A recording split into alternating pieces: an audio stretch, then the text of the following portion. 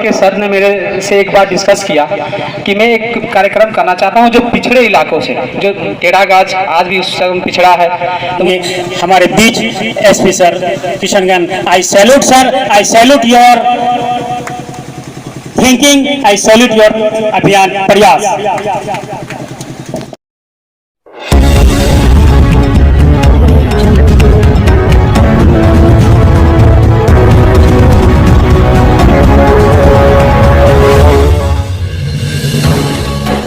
नमस्कार, प्रणाम। आप देख रहे हैं एमटी न्यूज़। महेश ठाकुर की रिपोर्ट। हर छोटी बड़ी खबर देखने के लिए सब्सक्राइब अवश्य करें। कर रहे हैं अंकम संथी जी। जब इस कार्यक्रम को लेके सर ने मेरे से एक बार डिस्कस किया कि मैं एक कार्यक्रम करना चाहता हूं जो पिछड़े इलाकों से, जो टेढ़ागाछ आज भी उस समय पिछड़ा है, तो मुझे उस तक नहीं समझ आया कि मैं इस चीज़ को कैसे करूं। लेकिन सर के द्वारा बार बार हमसे फ़ोन से लगातार हमको मार्गदर्शन देते रहे। उसी मार्गदर्शन में सर ने हमको इस कार्यक्रम का नाम प्रयास देने के लिए बोला कि हम प्रयास ही तो कर रहे हैं लोगों के लिए, तो इस प्रयास का इसका कार्यक्रम का नाम दिया गया। और जब हम इस कार्यक्रम को लेके आगे बढ़ने की कोशिश की, मैं बार बार सर से फोन पे बात करते रहता था कि सर मैं ऐसे ऐसे बढ़ रहा हूँ। सर ने मुझे पूरा मार्गदर्शन देते हुए यहाँ तक इस कार्यक्रम को सफल बनाने में पूरा अपना सहयोग दिया। इसके लिए मैं सर का धन्यवाद अदा करता हूँ। Thank you sir. उसके बाद मैं धन्यवाद अदा करना चाहता हूँ, आभार व्यक्त करना चाहता हूँ जामिया मिलिया इस्लामिया के प्रोफेसर डॉक्टर रकीब आलम सर का, कि सर के द्वारा हमारी मीटिंग एक बार सर के ऑफिस में हुई थी 2 तारीख को लगभग। उनसे हमें थोड़ा 5 मिनट का बात हुआ। उसके बाद रकीब सर के द्वारा लगातार मुझे गाइडलाइन भी दिया गया कि कैसे क्या करना होगा, कैसे किस समाज में कैसे जागरूकता फैलानी होगी। इसके लिए मैं सर का तहे दिल से धन्यवाद अदा करता हूं। Thank you sir. जब मैं इस कार्यक्रम को लेके आगे बढ़ने के लिए टेढ़ागाछ से आगे बढ़ा, तो उसमें खासकर जो जनप्रतिनिधि लोग हैं उन्होंने मेरा पूरा सहयोग बनाया। जब मैं गाँव जाने की कोशिश किया तो उन्होंने वहाँ तक निकल कर आए और हमारे साथ हर घर तक पहुँचने का कोशिश किए। उसके लिए मैं सभी जनप्रतिनिधियों का धन्यवाद करना चाहता हूं। Thank you to everyone. बारे में आपको जानकारी देंगे हमारे बीच SP sir Kishanganj, I salute sir, I salute your thinking, I salute your अभियान प्रयास।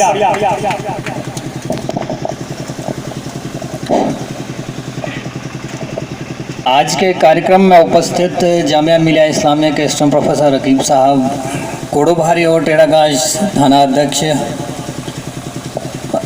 इस कार्यक्रम को सफल बनाने वाले हमारे प्रशिक्षु अवर निरीक्षक धन जी, उपस्थित मीडिया बंधु, उपस्थित पुलिस के अन्य कर्मी, उपस्थित सम्मानित जनप्रतिनिधिगण, उपस्थित अन्य यहाँ के सम्मानित नागरिक, प्यारे बच्चे और बच्चियों को मेरी तरफ से प्यार भरा सलाम और नमस्कार।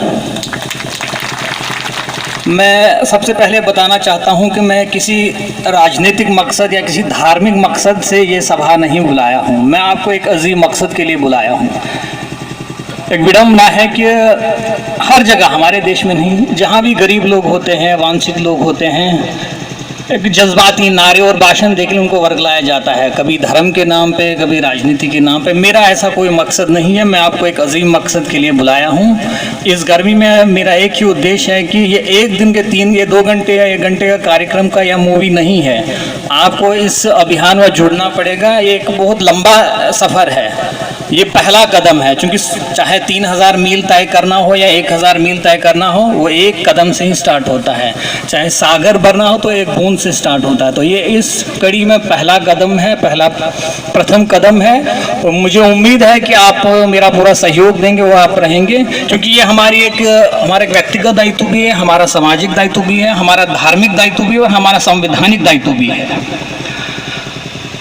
मैं चूंकि यहाँ जनप्रतिनिधिगण है और हमारे पढ़े लिखे और कुछ समृद्ध लोग हैं, तो मैं कुछ तलख बातें आपके बारे में ज़रूर बोलूँगा, तो आप ज़रूर सुनेंगे। क्योंकि जब तक आप अपने बारे में तलख बातें नहीं सुनते तो आप में सुधार नहीं लाते हैं। क्योंकि मेरे कार्यालय में जब मुझे कोई तलख बात बोलता है, मेरी आलोचना करता है, मुझे बड़ा अच्छा लगता है कि झूठी तारीफें हमें पसंद नहीं है।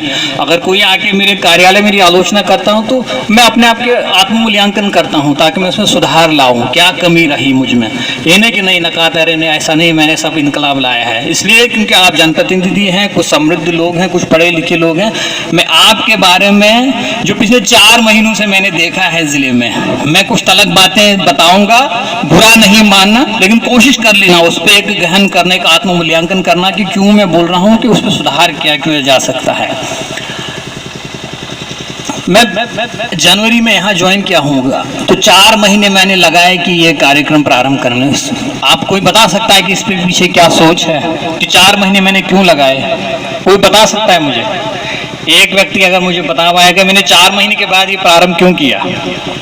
कोई नहीं बताएगा? नहीं बता।